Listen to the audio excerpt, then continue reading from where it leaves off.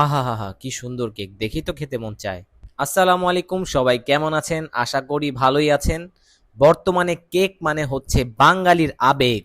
তাই তো বাঙালির আবেগ নিয়ে একটু নাড়া দিতে চলে এসেছে একটা স্পেশাল কেক খেতে, যেটার নাম হচ্ছে স্যান সেবাস্টিয়ান কেক, যেটা কিন্তু বর্তমানে অনেক ট্রেন্ডিং চলছে। তাই ভাবলাম আপনাদের সাথে একটু অনেস্ট রিভিউটা শেয়ার করা যাক। কিন্তু রিভিউ শেয়ার করার আগে আমি যেটা বলতে চাই, ওদের প্রেজেন্টেশনটা কিন্তু টপ ক্লাস, আসলেই অনেক সুন্দর।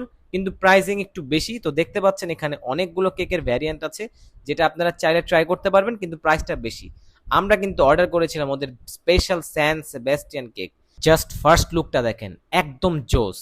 দুইটা ঘোড়ার ডিম এবং একটু চকলেট দিয়ে একটা হালকা টান মেরে একদম অ্যাস্থেটিক একটা জোস প্রেজেন্টেশন করে দিয়েছে আমাদের সামনে। তো এখন এটাকে খেয়ে দেখবো আসলে স্বাদটা কেমন। খাওয়ার আগে কিন্তু খুব এক্সাইটেড ছিলাম।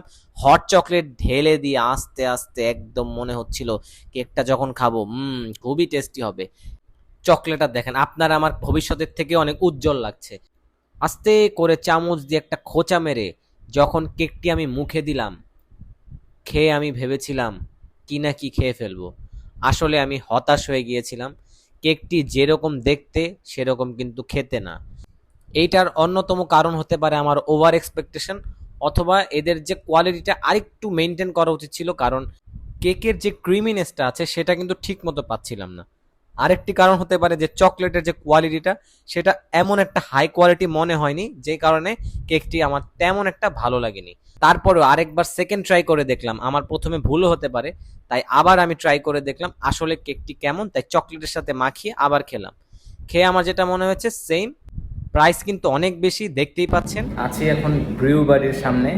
ভিতরে রিভিউটা দিলাম না, কারণ হচ্ছে আপনার বুঝছেনই তো, আসলে সব জিনিসই না অনেক ওভার হাইপ বাংলাদেশে, এটা আমার কাছে ভালো লাগে না। খাওয়া হলো, রিভিউ হলো, সব শেষ, এখন বিদায় নিচ্ছি ব্রিউ বাডিসের থেকে।